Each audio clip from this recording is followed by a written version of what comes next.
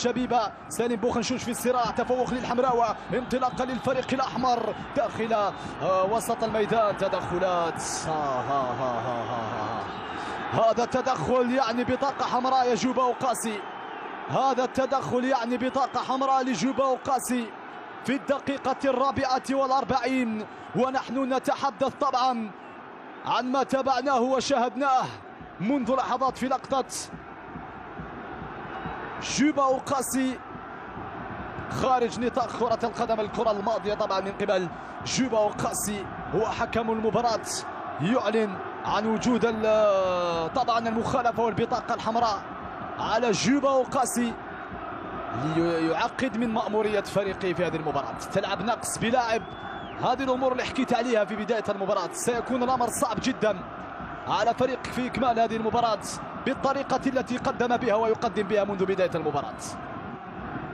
هنا نتابع ونشاهد تدخل موجود. اوكي، عملية لاعب مولودية وهران لم تكن في المستوى هنا، الرد لم يكن في المستوى 100% أيضا، وبعيدا عن الروح الرياضية، وبالتالي بطاقة حمراء كان أعلن عنها حكم المباراة لجوبا وقاسي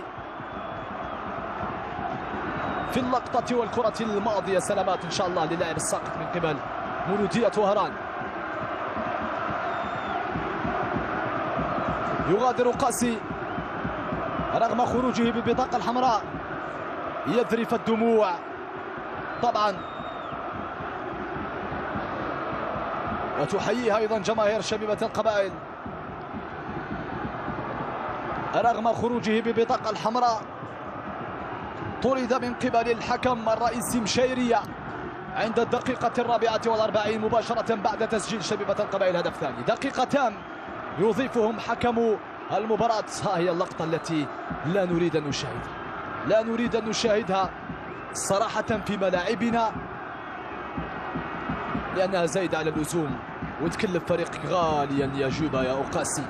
نتمنى أن تتعلم من هذا الدرس وألا تفعل هذا مستقبلا. شأنك شأن العديد من اللاعبين، وكيف في بعض الأحيان تكون مباريات فيها الحرارة الزايدة